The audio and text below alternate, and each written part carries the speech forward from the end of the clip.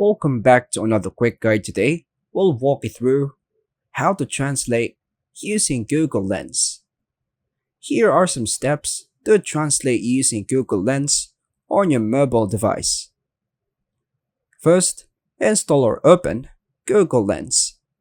Open the Google Lens app or the Google app Lens in built-in from your mobile device.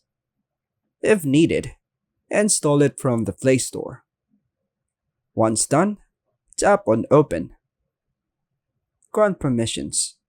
Allow access to your camera and photos when prompted. Tap the Translate option. At the bottom of the screen, swipe to and tap Translate mode. Point the camera at the text. Aim your phone's camera at the foreign language text you want to translate. Wait for live translation. Google Lens will instantly translate the text on screen in real time. Tap to freeze the image. You can tap the capture button to freeze the image and read the translation better. Adjust or highlight text. You can highlight specific text on the image to focus the translation. Copy or listen to translation.